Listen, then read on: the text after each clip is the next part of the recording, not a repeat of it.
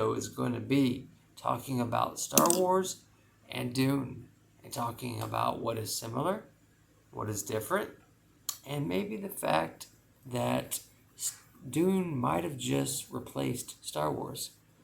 I think it's actually safe to say that Dune was always what Star Wars was supposed to be. It's just that there was no way for Dune to be told properly till now. Therefore, the watered down version, which is Star Wars, which I do like, I did like before Disney, and it's agenda driven, crap under Kathleen Kennedy. I'll try to be, neutral as I can. Has come and ruined the legacy of it. But, yeah, Dune, Star Wars, okay? George Lucas is on record saying that he took clear inspiration from Frank Herbert. Both planets revolve around, we're talking about the first Star Wars, not Empire, not Jedi, revolve around sand planets, okay? Both movies revolve around sand planets. One of them literally is about a sand planet. Its whole premise is about sand. Dune, Arrakis, is a sand planet. The whole idea is the spice coming from that planet. So the whole story revolves around literally sand in one. The other one is a boy that comes from sand. Okay, so you could tell that there's inspiration from, let's say, the Tusken Raiders, being like the Freemen. Okay, so you got these people that live on the sand, the Raiders. You could tell that he took some inspiration from that. Both of them have an emperor, okay? Emperor that is bad. One of them that betrays House Atreides, one of them that betrays the Jedi. So once again, George Lucas taking inspiration.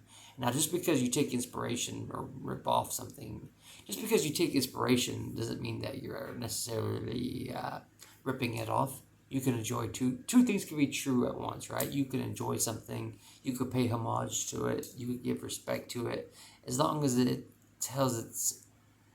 gives you a different feeling and it teaches you a different lesson, okay? Star Wars, Dune, right? Which are two radically different lessons and stories. Both star a boy who is pushed into a role of leadership, of heroship, I'm not going to go spoilers with Dune. Even though Dune has been out a lot longer than Star Wars, there's no excuse for you not knowing Dune, but I know most of you don't. But everybody knows Luke Skywalker by now. Everybody knows his story. He becomes the Master Jedi.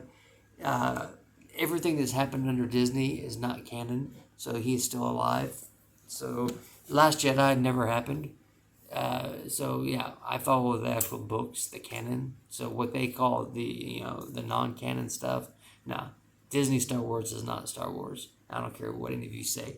And any of you Star Wars fans that actually support Disney, that actually support the crap that Disney that is produced. So Rise of Skywalker, The Last Jedi, even you could argue the semi decent stuff. Like the Bad Batch, people seem to like. Okay, why? It's okay. Clone Wars animated, okay, it was okay. It's good, but it's not like groundbreaking, right? I mean, it didn't revolutionize anything, right? What else? The Mandalorian, which is the most overhyped. The only good thing about it is a sock puppet, pretty much a ripoff of Yoda. And now that they're gonna milk that thing until it has nothing left. The Mandalorian is a clear ripoff of Boba Fett. So not only by creating that did they destroy the legacy of Boba Fett, just so many things. Okay, so yeah, you have sand, you have two boys, two men, two heroes' journeys. Okay, now where those journeys lead are totally radically different, especially with Paul Atreides. But let's talk about the hero's journey, and let's talk about why things like Rey, okay? Rey is one of the worst written characters ever. And my God, do I despise Disney Star Wars because of what they did to Han Solo, what they did to Luke, what they did with Rey, just because of because activists take control, because writers like to see themselves into, so they hijacked IPs that are not theirs. They take the stories, they stand on the shoulders of giants, of people who are creators, and they inject their own beliefs and their own, poisonous ideologies and stuff. And they like to see themselves, or just from a sadistic or some, mean spirited way, like to destroy something beautiful. So a hero's journey consists of three different things, okay? It starts with humble roots, humble beginnings. It starts with somebody who is naive, wet behind the ears. So Luke, just a young moisture farmer, who didn't know anything. Who wanted to be a pilot. He heard about some, war going on, the resistance, would shoot wombats and all that kind of stuff. Paul Atreides, friends of Duncan, and was afraid of eventually becoming Duke, and he was obsessed with not obsessed but curious about Arrakis. But both of them, didn't know what they're capable of, didn't know what the future would hold, didn't know that that their lives would forever change, not just a planet but entire galaxies. That would, either for worse or for the better, would it change the fate of billions of people. Luke Skywalker did that in the novels, in the movies. Not Disney. Anything Disney I will not count. I'm sorry. Mandalorian, trash. I don't care what you guys say. Just because it has a sock puppet, young Yoda, Grogu, you all fall for that. Like, no, like, are you seriously that easy to play? Like, no, that was amateur storytelling at its best. And the best thing they ever did was having Luke. I mean, they did actually do something good when Luke came and took him. He takes off his helmet. There was a clear story, character arc there. But what do? They bring him back the next season, or in the Book of Boba Fett. They can't even stick to their own convictions. It's all about money with Star Wars. And it's fans that don't hold Disney accountable. It's you people who claim to be Star Wars fans. I've been a Star Wars fan since I was born. And I've been alive a lot longer than most of you. And yet, I have loved it with every passion. I've read every single book. During school dances was, talking about, Mustafar and the battle of Obi-Wan and Anakin before even people even knew that happened, okay? Like, I was a child of Star Wars, and yet I'm able to hold it accountable.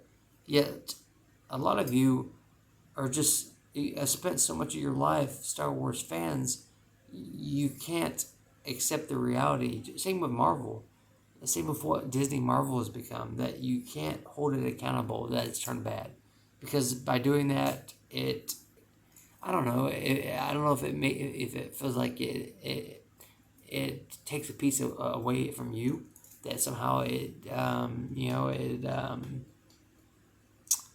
lessens, your passion or what you have to offer or all the time you've invested. Somehow that you're less just because it failed you.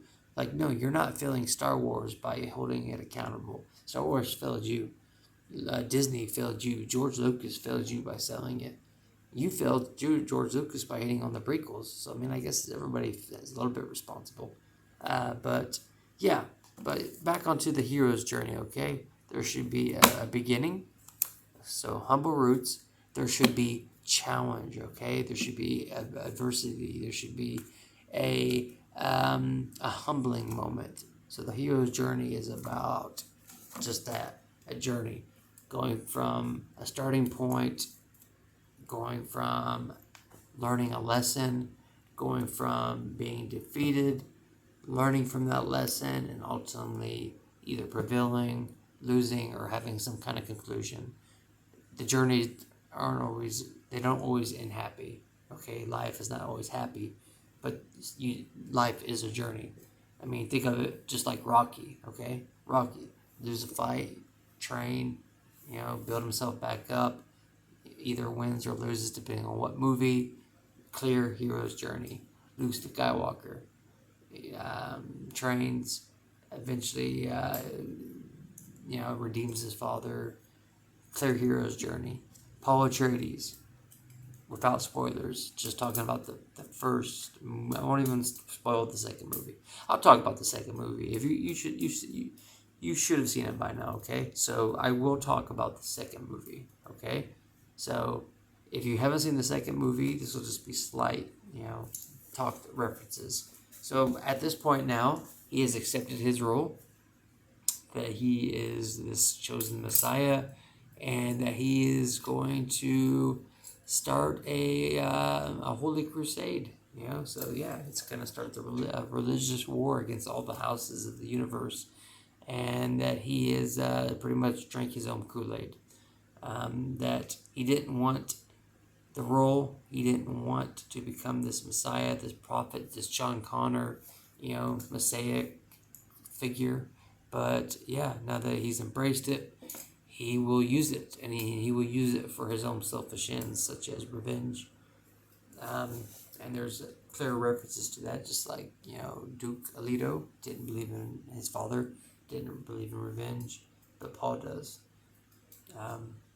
Rightfully so, he killed his grandfather when he kills the Baron, But, yeah, so let me go on a little thing now about Star Wars, okay? So we have clear ripoffs of the Freemen being Tusken Raiders. We have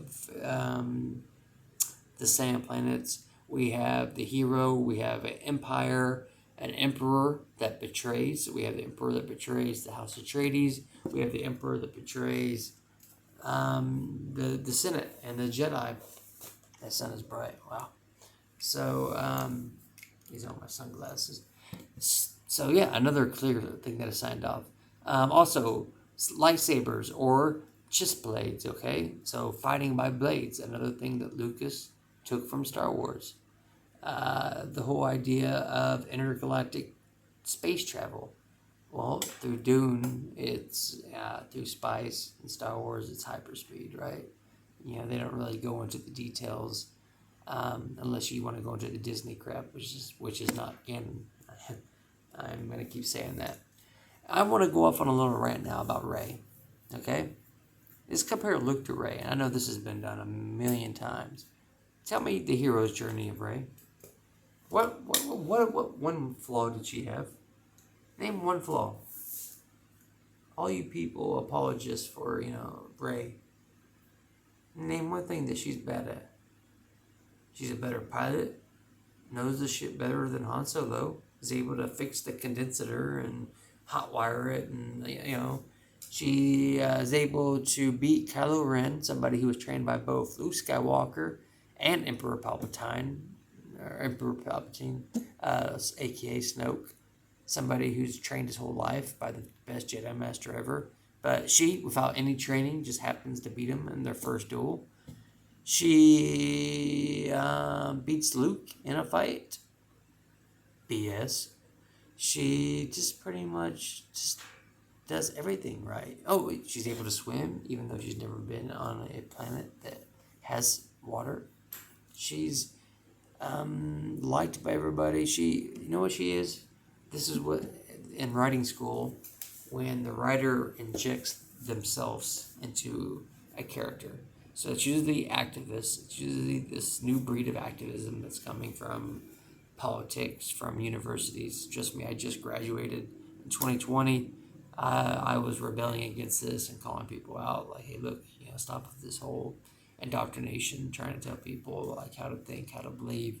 The whole idea of college and university is not to tell me what to believe. It's to teach me how to learn, not tell me what to learn. So that's the difference.